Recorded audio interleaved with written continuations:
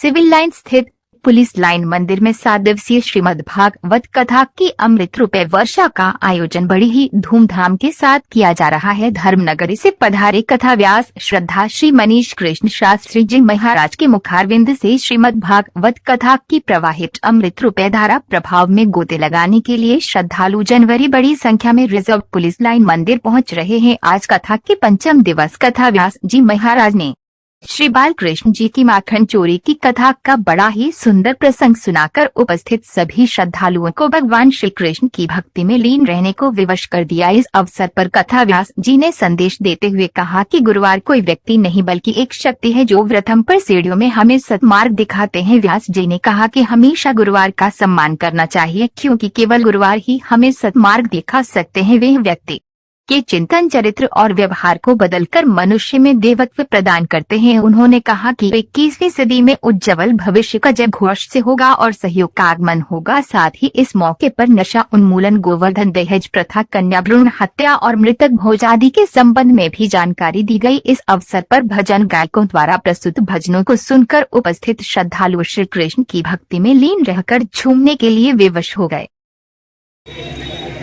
ब्रजमाओं का भी मनोरथ पूर्ण करते हैं।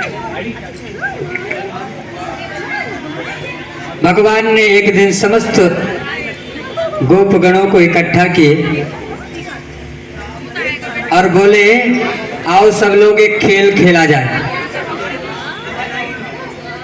समस्त गोप बालकों ने कहा, प्रभु कौन सा खेल खेलना है? बोले चलो, कौन सा खेल?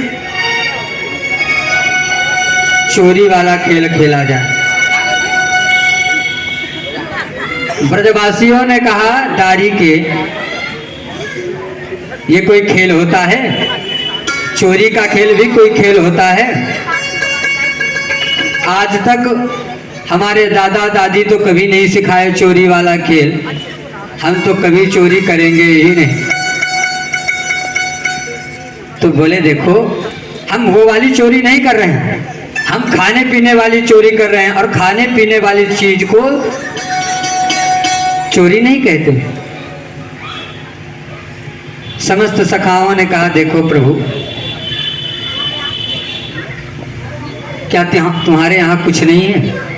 अरे तुम्हारे यहाँ 10 लाख गाय बंधी हुई है, खाने की कोई कमी नहीं है, माखन मिश्री भरा हुआ है, फिर चोरी क्यों? प्रभु कहते हैं, चोरी इसलिए नहीं, अपने लिए नहीं कर रहा हूं। देखो मधुमंगल को देखो, कितना पतला दुबला है, बेचारा कुछ भी नहीं खा पा रहा है, बिल्कुल पतला दुबला है। श्रीदामा को देखो, कितना पतला दुबला है, कुछ भी नहीं खाता है।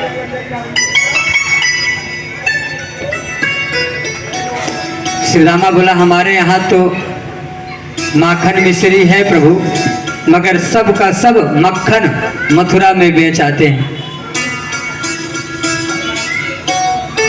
प्रभु ने कहा, देखो अगर समस्त मक्खन मथुरा में चला जाएगा तो मथुरा के लोग खा के बलिष्ठ हो जाएंगे और हम लोग बिल्कुल दुबले पतले रहेंगे, और कभी लड़ाई हुआ तो मथुरा वाले पटक पटक के मारेंगे, और चोरी करके खाएंगे, हम भी बलिष्ठ होंगे तो लड़ने योग्य होंगे। सबने बोला, कन्हैया बात तो बिल्कुल सही कह रहा है, मगर चोरी तो कभी किए नहीं। भगवान ने कहा, देखो आज अपने अपने घर में चोरी करो, देखते हैं कौन सफल होता है, कौन निष्फल होता है। प्यारा लगे है तेरा काला पटिका, प्यारा लगे है तेरा काला पटिका, प्यारा लगे है तेरा काला पटिका, लगे है तेरा काला पटिका। गले से जयंती माल हो गोपाल, तेरे गले से जयंती माल, तुम तेरा नागरियों से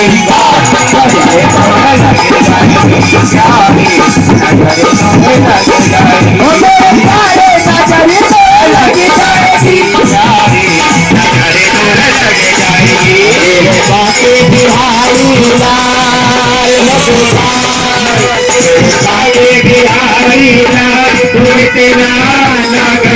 शिकारी नजरे तुम्हें लगे जाएगी नजरे तुम्हें लगे जाएगी तुम्हें लगे जाएगी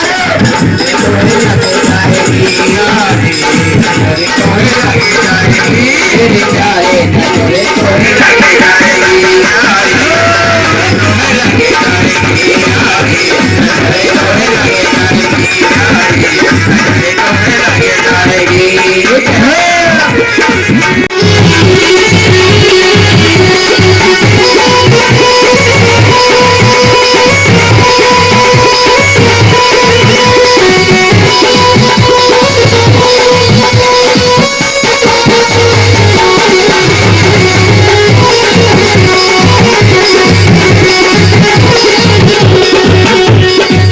तेरी कमरिया पे मन मेरा अटका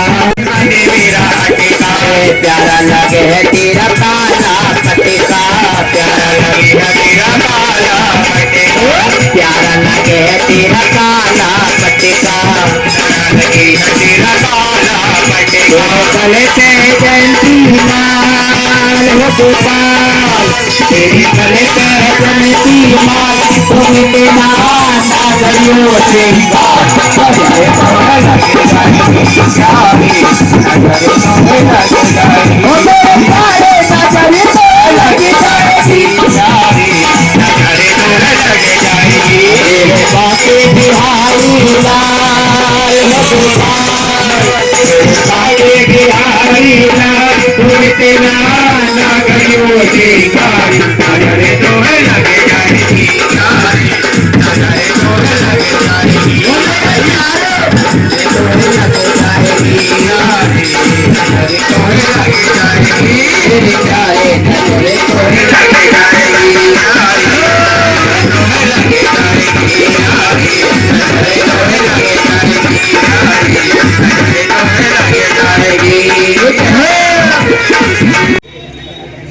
ब्रजमाओं का भी मनोरथ पूर्ण करते हैं। भगवान ने एक दिन समस्त गोपगणों को इकट्ठा किए और बोले आओ सब लोग एक खेल खेला जाए। समस्त गोप बालकों ने कहा प्रभु कौन सा खेल खेलना है? बोले चलो कौन सा खेल? चोरी वाला खेल खेला जाए। ब्रजवासियों ने कहा दारी के ये कोई खेल होता है? चोरी का खेल भी कोई खेल होता है? आज तक हमारे दादा दादी तो कभी नहीं सिखाए चोरी वाला खेल, हम तो कभी चोरी करेंगे ही नहीं। तो बोले देखो हम वो वाली चोरी नहीं कर रहे हैं, हम खाने पीने वाली चोरी कर रहे हैं और खाने पीने वाली चीज को चोरी नहीं कहते। समस्त सखाओं ने कहा देखो प्रभु क्या तुम्हारे यहाँ कुछ नहीं है? अरे तुम्हारे यहाँ 10 लाख गाय बंधी हुई है, खाने की कोई कमी नहीं है, माखन मिश्री भरा हुआ है, फिर चोरी क्यों? प्रभु कहते हैं चोरी इसलिए नहीं, अपने लिए नहीं कर रहा हूं। देखो मधुमंगल को देखो कितना पतला दुबला है, बेचारा कुछ भी नहीं खा पा रहा है, बिल्कुल पतला दुबला है। श्रीदामा को देखो कितना पतला दुबला है, कुछ भी नहीं खाता है।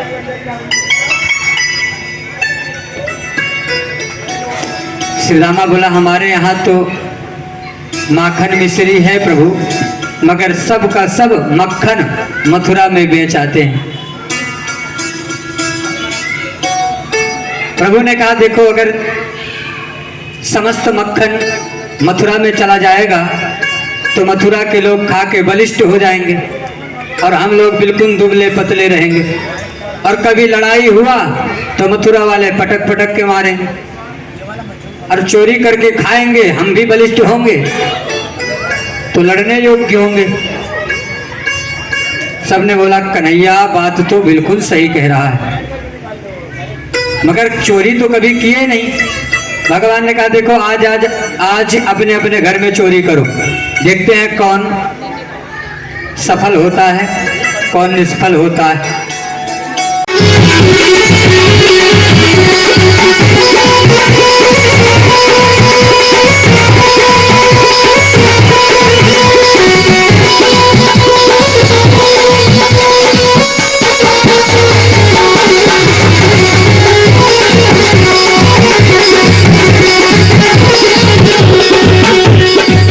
तेरी कमरिया पे मन मेरा अटका।